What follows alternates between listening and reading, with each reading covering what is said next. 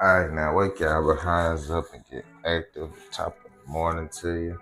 I want to take the time today to discuss some important topics before you get too deep into the growth season. Don't you be out there forgetting to follow my Facebook page at Stefan's Organic Goods LLC or subscribing to my YouTube channel for future updates. But We want to touch bases on issues with your plants, diagnosing them, and not doing too much when you think there may be a problem occurring. Some things you may want to look out for. We'll get straight into it, so it's gonna be too long.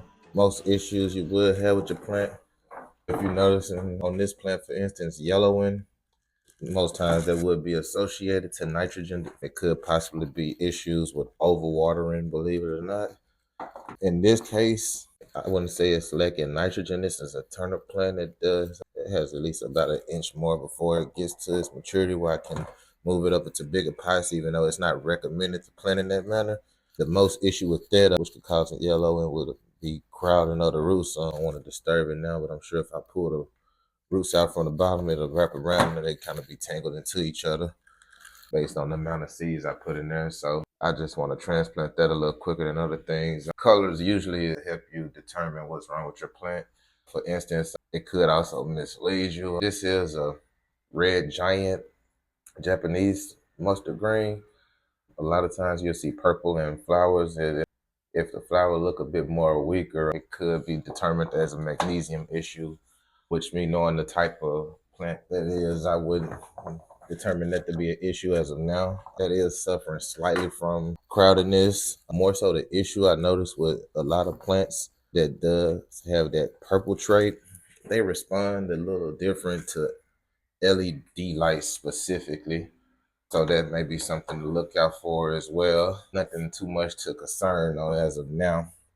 If you see in here though, for the majority, everything is pretty green as of now. But it's stated if you do see the yellow one, for instance, some of this sort, this has plenty of space. This is getting a bit taller, however, the deal grow a bit bigger.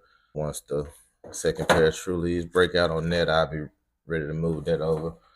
That soil isn't as good on there. When I had some of these mixed, I didn't put perlite in, vermiculite in for whatever reason, moving too fast. But yeah, I say stay on top of looking out for the colors of your plants, how your soil look, how your soil feel is more important than look, believe it or not. Like this soil look pretty dry, but if I feel underneath it, it's pretty wet. I do tend to water my plants from the bottom to keep from splashing up water and the plants being sick up top. But yeah, I got some more. Let's see, example over here. We got some test soy. This is a bit crowded for the plant. It is. They really ready to be off in their own pots.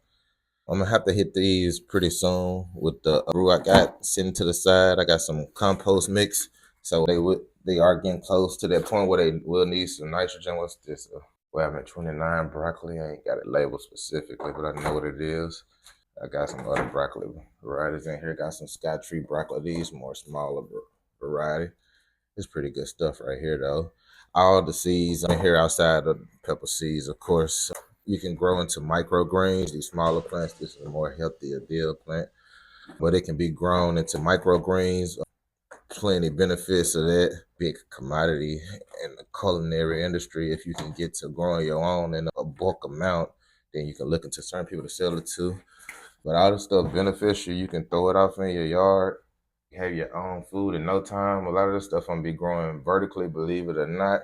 Some stuff I'm moving to pots. I haven't determined exactly what I want to go in the ground. I know specifically when I can, I'm gonna want to get my purple tree collared in the ground. Not the variety I got at the moment because I started it from seeds and I'm looking for a cutting. So if anybody got that as well, I'd be glad to get that up off your hands also. But look, as you see, it stated everything in here mostly green. We ain't got too much issues with deficiency or problems, but it stated just key takeaways, things to look for when you are facing leaf yellowing, leaves looking like they're dying, plant looking weak. Most cases, over or under watering. You kind of have to play with that one if you're starting off in these pots to fill. Weight kind of help you determine that. Yellowing and leaves in most cases, if your soil isn't heavy and it's draining properly, it's possibly a nitrogen issue.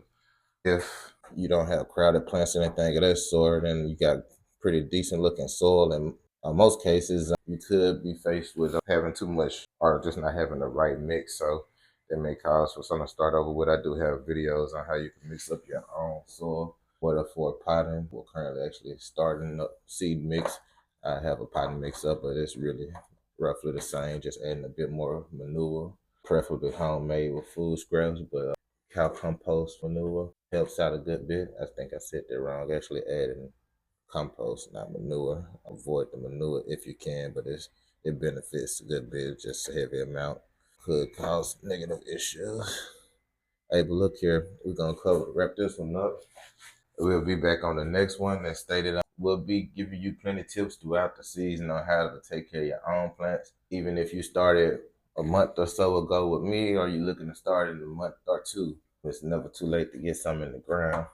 But y'all stay tuned, stay educated, follow my Facebook page, and subscribe to my YouTube page.